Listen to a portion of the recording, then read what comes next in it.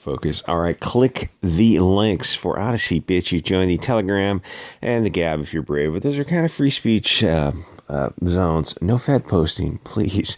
But other than that, so I saw this article, or click links to support the channel. You can join the other YouTube channel if you wish, or give thank you chats or something. They have a bunch of stuff, yeah, and give if you want. But I mean, honestly, at that point, I look at YouTube and goes, I don't really want YouTube getting any money, even if it's a certain percentage. If you want to support the channel, you can. There's other links. Like CashApp doesn't take any money, any percentage whatsoever. And tell people on the YouTube video not to support the channel. That's brilliant, buddy. So I'm not a professional YouTuber. So I read this article. I thought it was a joke. I almost thought it was a joke, but now we're in this clown world where I can't tell anymore. It's this clown world hell on earth. And if you've been paying attention to the latest glow ops today, you know what I'm talking about. What's real? Well, they're going to have you scratch your head and wondering what is real. So stick to your God, your dogma, and your tribe, your people, and your ancestors. And, don't fall for these kind of silly glow ops. So I read this. It says, our daughter lied to us and went to a pro-life rally. Okay, I'm innocuous enough headline. She went somewhere that she didn't tell the parents that she was going, but it doesn't seem like... I mean, she's not going to a concert where something's dangerous. I don't think a pro-life rally. You know what I'm saying? It's like it just seems like a mild thing to lie about, and also kind of made me scratch my head and go, why would you have to lie to your parents if you go to a pro-choice or pro-life rally? Why would it matter? And most liberal media does not. Here's the thing. Usually in the media, you refer to somebody as they wish to be referred to, or the groups or organizations. But it's pro-life. I can say pro-life or pro-choice, or I could say pro-life or pro-death, which would be inserting my bias into the story. So what a lot of media is doing now is they're calling. I don't know what they're calling. They're calling the pro-life group like an anti-choice group or something. It's like, but you're not calling the pro-abortion group pro-abortion. You call it like pro-woman's rights or pro-choice or something. It's like you're supposed to be as fair and impartial and unbiased as possible. In some cases, it's very difficult. So I read this article. I thought it was a joke. So she goes, and I still can't quite tell if the trolling is this effing deep.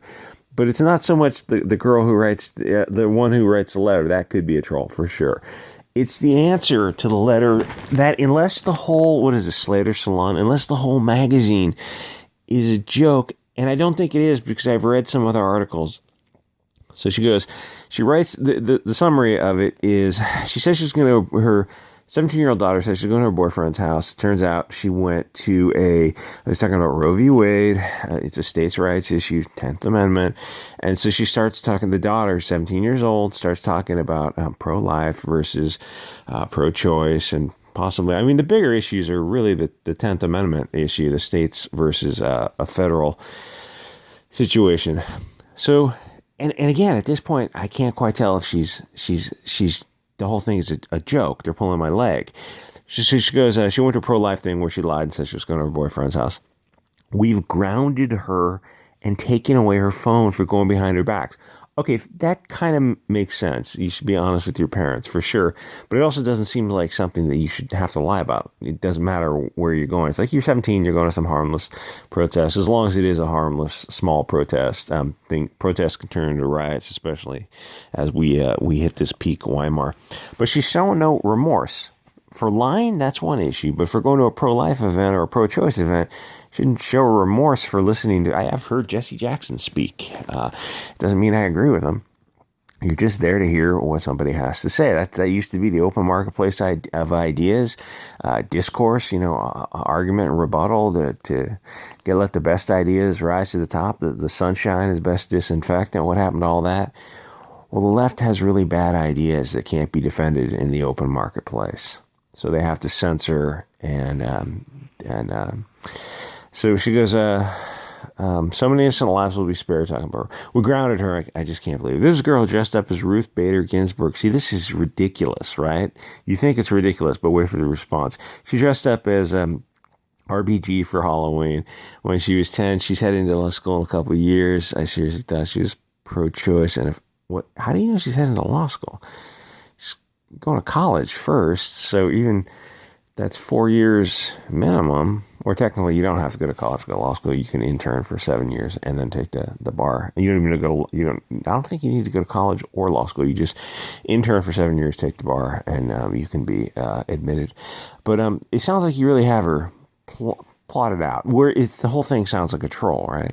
I thought she was going to be pro-choice and feminist. She's 17.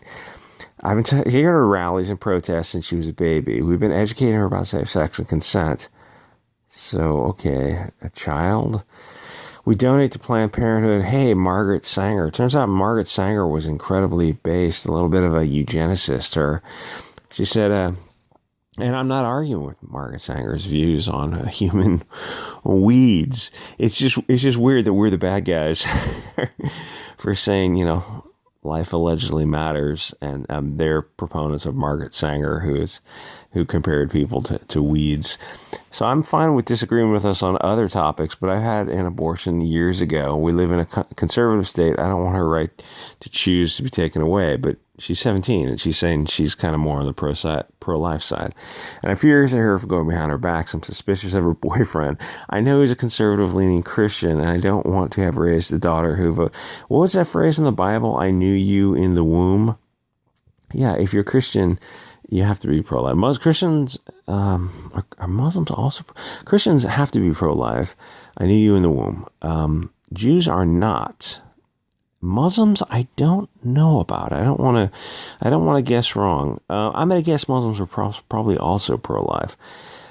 Conservatively and Christian, I don't want to raise a daughter who votes for whomever her boyfriend does. What if she has agency and arrived at that decision organically? Is that possible? Hey, you're 17, your views are going to change at 17. And usually they shift to the right. People move further and further into conservatism as they get older because they see the way of the world. And get that thing out of the way. And it's a very childish belief to be like a bleeding heart liberal. And after you see what's actually going on in the world, you start to move over to the right and then the far right. So this is okay. That could have been a troll, right? It could have been a joke. It sounds just too ridiculous, and it still might be. But the response is fucking bizarre. Excuse my language. Okay, we raise kids who have different politics from our own. It proves to be more than a phase. You'll simply have to respect that.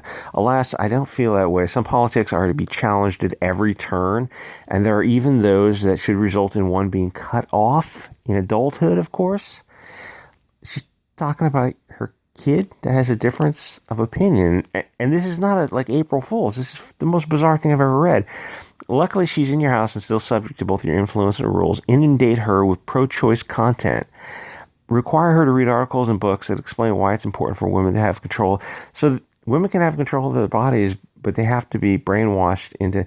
Women can have control, but not in reaching their own decisions. They have no agency.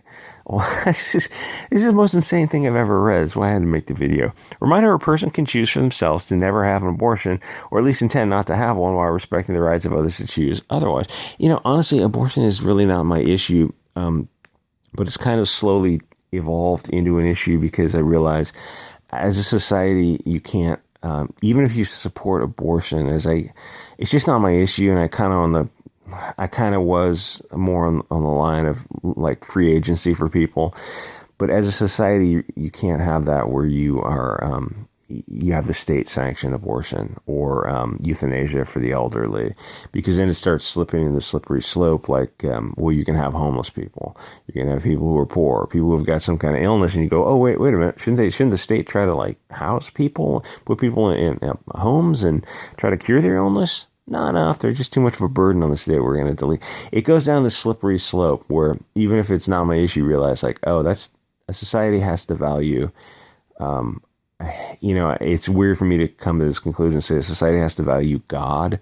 It has to value some moral center, and usually that's going to be found in either, Christianity or the like ethno-nationalism, European, like Scandinavian or Mediterranean, the pantheons, the various ancestor reverence. It's not exactly worship, but it's reverence. You have to have something. You got to have religion. Nature abhors a vacuum. When you get rid of it, you get into like this weird Bolshevism where you're just a cog in the machine, and once you become a burden on the state, we're going to get rid of you. So for that reason, I look at abortion a little bit differently. So she says, this may be a long and difficult battle. Hopefully her interest in overturning abortion rights will be short-lived and she'll move on to another romance. However, what if she loves the boy and wants to become a wife?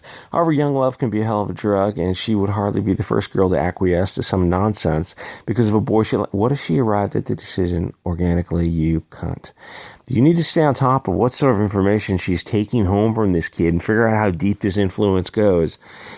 If you raise the girl to use a scientific method or issue rule analysis conclusion, then she's reaching her decision with the agency that you installed in her. Don't allow her to go with him to any conservative events or any other environment where she's likely to face some attempts at indoctrination, especially without telling you. You may want to limit the amount of time she spends around his family. Constantly challenge their politics without attacking them as people. Again, what if she arrived at the decision on her own, as you arrived at this decision on your own? What happened to reasonable people may agree to disagree without being disagreeable? Help her to connect the dots between what she hopefully feels deep inside. She probably feels pro-life deep inside, and how this boyfriend's values differ. Except it seems like they're in concordance here. Resist any urge to just suck it up and allow your daughter to do her own thing politically. You're fighting for her character, her humanity, and her ability to extend empathy to others, except for the unborn. The fetus, which just means baby. It's just Latin or Greek for baby. You can't let this boy win. Good luck to you. Unless it's April Fool's, that's a serious article that blew my doors off. I couldn't believe I just read that. This is archived, of course. It's you can find it for yourself, read it for yourself. Is it? You know, it's not a joke. That's the thing. You know, it's not a joke. It's just as insane as it sounds. Because you can click on her name and she'll go to a bunch of other articles she writes, and they're all. Here's the thing about the left: is they're really authoritarian. What happened to agreeing to disagree? Can't reasonable people arrive at different conclusions based on their internal set of ethics and morals? Apparently not. That's why they deplatform and censor, because they don't have the better argument. Anyway, like, comment, subscribe. Support me with a small donation on CashApp, coffee. You can join the coffee. You can join the Subscribe Star, or join the Telegram. That's a free kind of microblogging platform. It's like Discord, but without the censorship. And I will see you guys all next episode.